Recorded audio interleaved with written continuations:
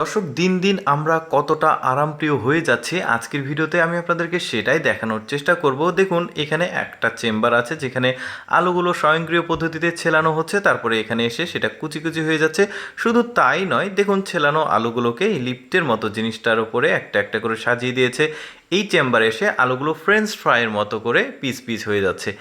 আরও অনেক কিছু দেখাবো আপনাদেরকে, যেমন দেখুন এখানে মাংস দেওয়া হয়েছে। এই মাংসগুলো এত সুন্দরভাবে স্লাইস হচ্ছে, দেখতে বেশ চমৎকার লাগছে। শুধু যে মাংস এখানে স্লাইস হবে এমনটি না, এই যে দেখতে পাচ্ছেন মাছ কত চমৎকারভাবে স্লাইস হচ্ছে। ওদের আবার রান্নার স্টাইলটা কিছুটা আলাদা, যে কারণে ওরা একদমই পাতলা পাতলা করে এই স্লাইসগুলো পিসগুলো করছে রেস্টুরেন্টের জন্য। মূলত দেখুন এখানে মাংস দেওয়া হয়েছে, মাংসগুলো একদমই কিউব মানে চার কোনা কর্নারে কাটছে। তারপরে মুরগি দেখুন, কত কম সময়ে একটা মুরগি কত চমৎকারভাবে একদম রেডি হয়ে গেছে রান্নার জন্য। তারপরে এটা সবজির জন্য।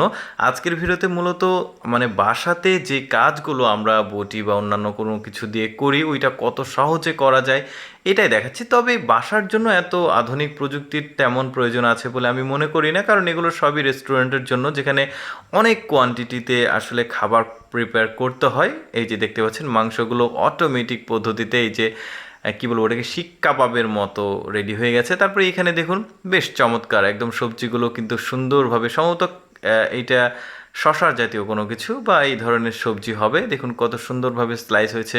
তারপর এইখানে দেখুন এটা সম্ভবত চাল কুমড়ো বা এরকম কোনো কিছু হবে।